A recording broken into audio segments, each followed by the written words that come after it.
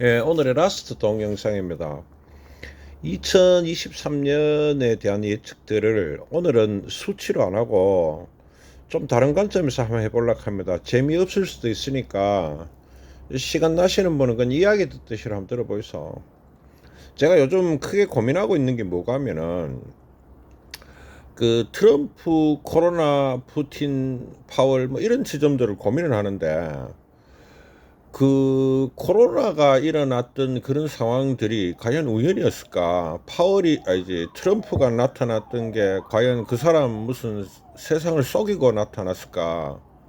그 사람이 대통령이 되시는 사람 아닙니까? 그 세상을 속인다고 대통령이 되지는 안 하거든요. 그러고 푸틴이 뭐 혼자서 제정신이 아니라가 과연 쳐들어갔을까? 파월은 그냥 미쳐갖고 그냥 그걸 올리고 있을까? 이런 전혀 전에 보지 못했던 상황들에 대해서 조금 그 역사적으로 한번 생각을 해보려고 하는데요. 그 코로나부터가 지금 우리가 이전에 글로벌 뭐 이런 말 좋아했잖아요. 세계화, 다국적 기업 그런 말 좋아했는데 그거에 대한 문제의 어떤 현상이 코로나인 것 같았어요. 그 많이 서로 막 왔다 갔다 거리고 하니까네 전염병이 그만이 많이 퍼지는 거 아닙니까? 그 다음에 트럼프가 그 대통령이 된 것도 그런 어떤 욕구들이 미국에 있었기 때문에 대통령이 된 걸 거라요. 트럼프를 반대하는 사람이 무지 많지만 또 찬성하는 사람도 저는 많다고 보거든요. 찬성을 안 하는데 왜 대통령이 됩니까? 그래 본다면 푸틴이 지금 쳐들어간 것도 푸틴이 혼자서 노망이 들어서 그래 들어갔는 게 아니고 러시아의 어떤 역사적 욕구가 있다고 저는 생각을 합니다. 파월이 지금 미처가 저런 식으로 파월 지금 금리 올리는 거는 지 맘대로죠. 근데 지 맘대로는 아닌 것 같아요. 그 미국의 이익에 우선해가 지금 진행하는 거거든요. 우리나라 지금 못 따라가죠. 그런 상황. 유럽과 서독 동독이 통일되고 그 유럽에서 러시아로 가스관이 연결됐지 않습니까? 그게 다국적 기업 글로벌 뭐 이런 거였잖아. 그죠? 세계화. 그런데 지금 그거 자른다 하잖아요. 뭐 막아본다 하고. 푸틴이 지금 저래 열받아 있는 것도 역사적인 의의가 있어요. 사실은 무슨 의의가 있냐면은 원래 그 소련 해체가 되면서 그 서방에서 그 유럽 연합과 그 나토죠. 미국에서 캐팅이 뭐 하면 폴란드 이상의 경계선은 우리가 집적안거리겠다 했는데 야들이 계속 집적거렸죠. 우크라이나도 집적거리고 계속 집적거리는 겁니다. 그러니까 푸틴 같은 경우에 러시아를 이야기합니다는 그 우크라이나나 폴란드가 자기네 영역이라고 생각을 하는 지점들을 가지고 있는 거라요. 거기에 충돌이 일어나는 것입니다. 시진핑이 지금 적하는 것도 역사적인 어떤 요구에 의한 거라 저는 그래 보고 있거든요. 지금은 분열의 시대다 그래 보입니다. 전부 다 자기 입장에 이익이 되는 거를 하고 대일학하는 거, 뭐 평화, 대화 이런 거는 포장인 것 같아요. 포장. 왜 이럴까 생각해 봤거든요. 좀 더 깊이 들어가 갖고 왜 그 다수의 의견들이 이만큼 달라지고 있는가. 트럼프는 그 전에 기존 질서로서는 받아들일 수 없는 인물인데 이미 미국에서는 사실 받아들이고 있었는 겁니다. 그게 파월이 그러니까 그 금리 인상을 안 하고 주식이 막 올라가는데도 금리를 막 낮추고 돈 막 풀어보고 이랬잖아요. 그것도 미국이 이게 맞았는 것 같아요. 맞으니까 그런 짓을 했는 거지. 그러니까 갑자기 또 금리를 낮춰야 되는 것도 미국이 이게 맞으니 그런 겁니다. 시진핑이 과연 역사에서 전혀 요구하지 않고 있다면 저런 방식을 택할 수 저는 없다고 보거든요. 오늘 하고 싶은 이야기가 뭐 하면 분열의 시대다. 우리나라도 지금 분열 많이 하고 있잖아요. 저는 정치적으로 좌파 우파 이야기하려고 하는 거 아니고 국회의원들이 서로 무례하죠.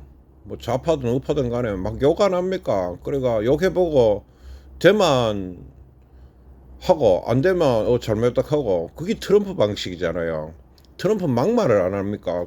그 사람이 그 무슨 그런 건 없잖아요. 뭐 예의를 지키고 그런 거 없죠. 할 말 다 해봅니다. 그런데 그게 통하고 있다는 거지. 예전 같으면 안 통했겠죠. 그래 지금 정치인들 중에서도 헤게모니를 잡아가려고 했던 것 같아. 아무 말이나 막 던져놓고 아니면 그 말이고 혹시 그 말이 통하잖아요. 자극을 막 주는 거지. 그런 방식들이 지금 막 진행되는 것 같아요.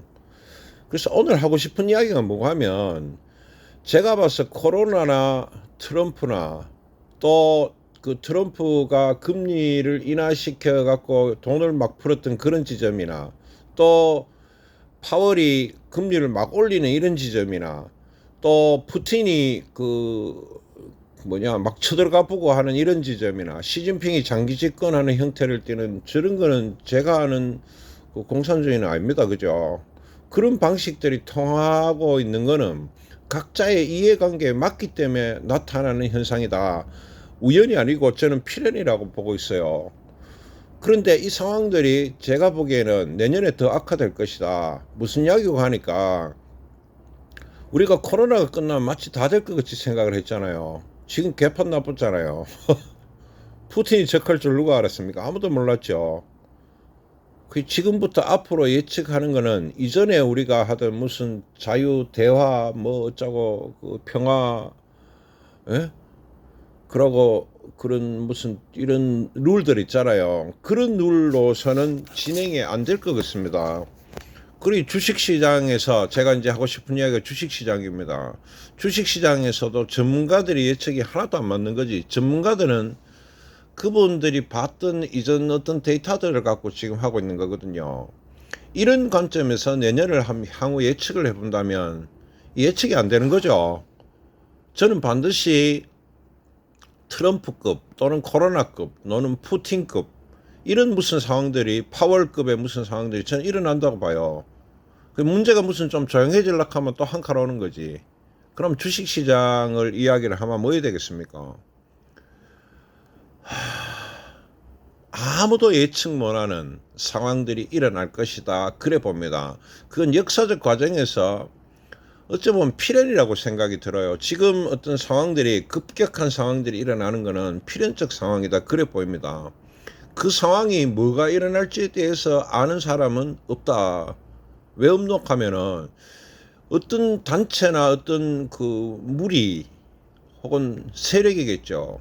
그 사람들의 이해관계가 맞으면 기존의 룰은 안 종료하단 말이야. 밀어볼 거거든. 푸틴이 쳐들어가는 거 모양으로.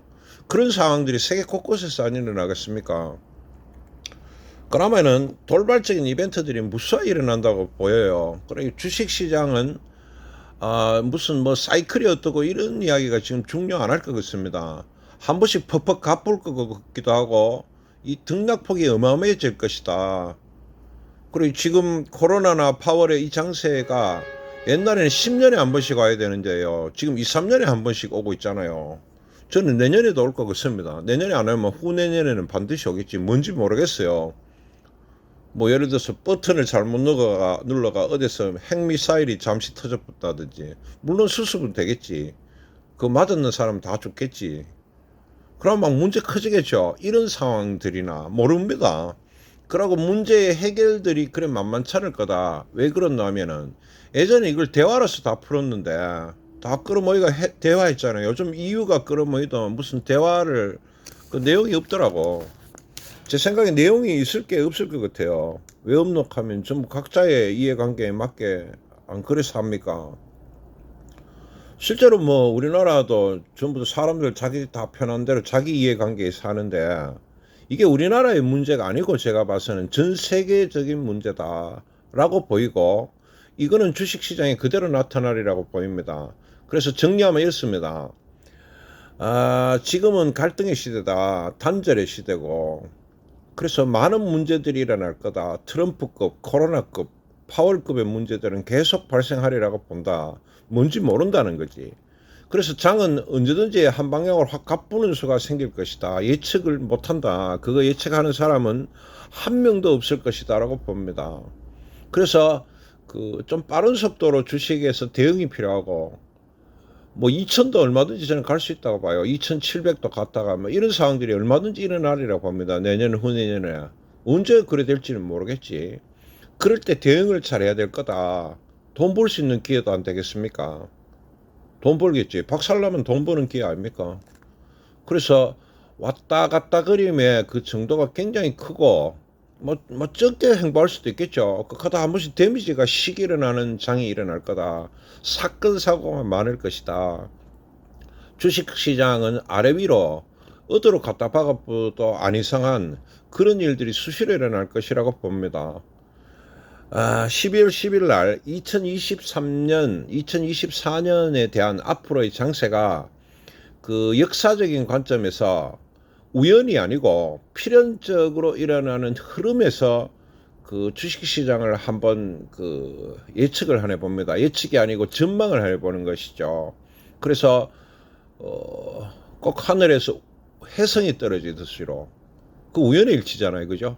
근데 이전까지의 그 논리로 의하면 코로나, 파월, 푸틴 이런 게 거의 뭐 혜성급입니다. 혜성이 지구에 충돌하는 급의 문제들이 수시로 일어날 것이고 언제 일어날지도 모르죠. 예측도 안 된다. 그래서 여러분들은 주식시장에 정말 발빠른 대응들이 필요하지 않은가.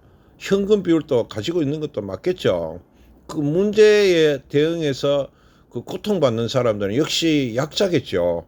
푸틴이 쳐들어가면 고통받는 사람은 러시아 약자들하고 우크라이나 약자들 아닙니까? 주식시장도 마찬가지 현상이 일어나리라 그래 봅니다. 그 발빠른 대응들이 필요하지 않을까 그래 보입니다. 12월 10일 날 그 역사적인 관점에서 그 주식시장의 그 2023년과 2024년에 대한 포괄적인 전망과 대응에 대해서 잠시 말씀드려 봤습니다. 참고하십시오. 끝.